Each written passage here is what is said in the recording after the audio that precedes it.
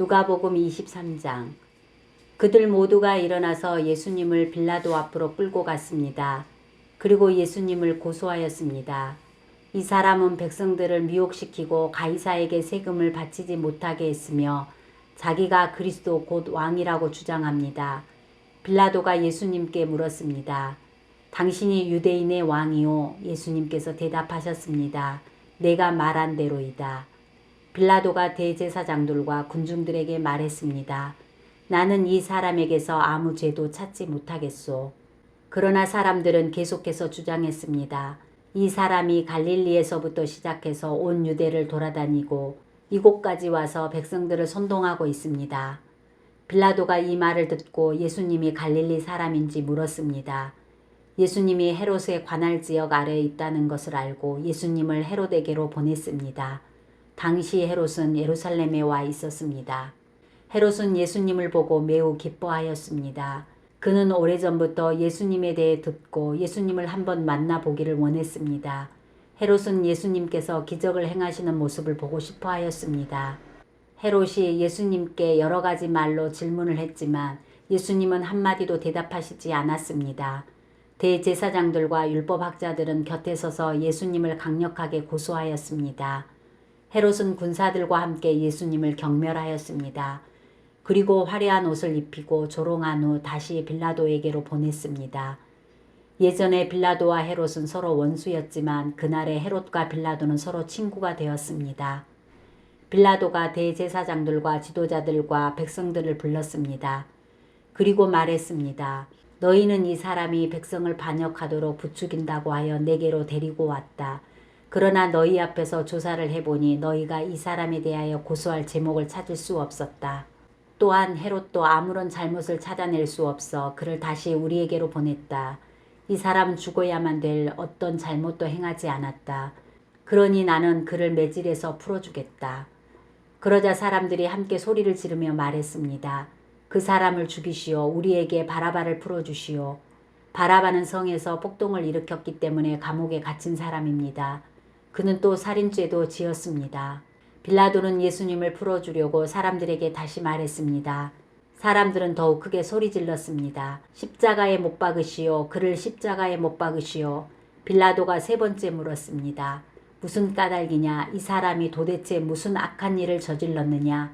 나는 이 사람에게서 죽을 죄를 찾지 못했다. 따라서 매질만 하고 풀어주겠다. 이 말을 들은 사람들은 뜻을 굽히지 않고 계속해서 큰 소리로 예수님을 십자가에 못 박으라고 요구했습니다. 결국 빌라도는 사람들의 요구대로 하기로 결정하였습니다. 사람들이 원했던 대로 폭동과 살인죄로 감옥에 갇혀있는 바라바를 풀어주고 예수님을 죽이라고 넘겨주었습니다. 예수님을 끌고 갈 때 시골에서 오던 구레네 출신 시몬을 붙잡아 예수님의 십자가를 지고 따라가게 하였습니다. 많은 사람들이 예수님을 따라갔습니다. 그 중에는 슬퍼하며 우는 여자들도 있었습니다. 예수님께서 뒤를 돌아보시고 그들에게 말씀하셨습니다. 예루살렘의 딸들아, 나를 위해 울지 말고 너희 자신과 자녀들을 위해 울어라. 보아라, 자녀를 낳지 못한 사람들 곧 아기를 낳지 못한 배와 젖을 먹인 적이 없는 가슴이 복이 있다고 말할 때가 올 것이다. 그때의 사람들이 산을 향하여 우리 위에 떨어져라고 말할 것이며 언덕을 향하여 우리를 덮으라고 말할 것이다. 나무가 푸를 때에도 이렇게 말한다면 나무가 마른 때에는 어떤 일이 일어나겠느냐. 다른 두 명의 죄수도 예수님과 함께 사형 판결을 받았습니다. 해골이라고 불리는 장소에 와서 사람들이 예수님과 다른 죄수들을 십자가에 못 박았습니다. 한 사람은 예수님 오른쪽에 또 하나는 왼쪽에 매달렸습니다. 예수님께서 말씀하셨습니다. 아버지, 저 사람들을 용서하여 주소서. 저들은 자기들이 하고 있는 일을 알지 못합니다.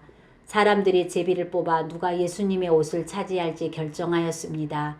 사람들은 곁에 서서 바라보았습니다. 유대 지도자들이 예수님을 비웃으며 말하였습니다.